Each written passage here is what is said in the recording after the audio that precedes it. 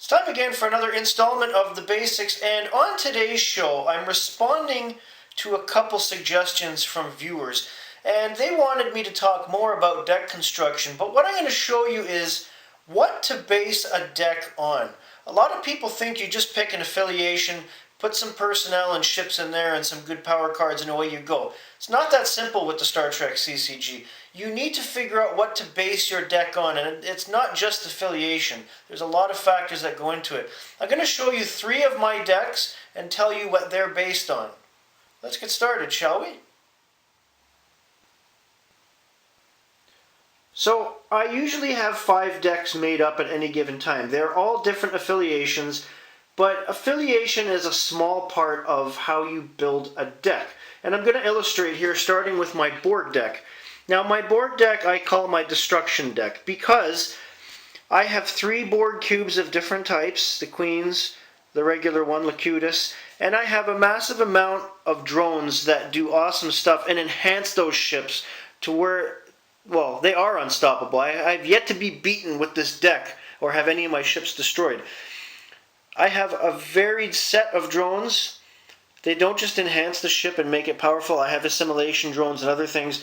And I also have several doorways, the least of which is the Transwarp Network Gateway, because not only do I want to destroy my opponents, I want to show up at different places on the space line to just annihilate them. And I have other cards in there that help me do that as well, but the doorways are the greatest step for that. So it really is a destruction deck, and as I've said before, it's never been defeated. My Romulan deck is what I call my Intimidation Deck, and it's this way for many reasons. I've played this deck before, incarnations of it. I have swapped out personnel and ships and a couple cards here and there, but a friend of mine who last played against me a while back now with this deck, he was very confused most of the game. He wasn't sure if I was going to use the brute strength of the Romulan ships, the attributes of the personnel just to simply create missions, or everything else in the deck to confuse and negate anything he was doing. And I have a lot of cards in that deck that do a lot of different things and counter what my opponent might be up to. That is why it is an intimidation deck, and it just breeds mass confusion. I love it. I've always kept a Romulan deck like this because it's amazing. Finally, my Federation deck, which I call my power deck for several reasons. Now, it's not just because that many of the Federation personnel have some of the best attributes in the game, including the First Contact bridge crew, but I also have a Q's Tent Side deck loaded with power cards that can do anything at any time. And my main draw deck has a lot of goodies like Q2 and Kevin Uxbridge Convergence and a host of other cards that help me get through the game almost unscathed. Not to mention the 3 powerful ships I have in that deck as well.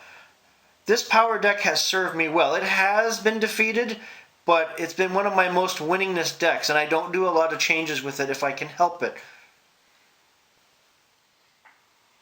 One of the biggest misconceptions in the Star Trek CCG is that the deck is wholly based on a single affiliation, or in some cases, a main affiliation with some non-aligned personnel thrown in.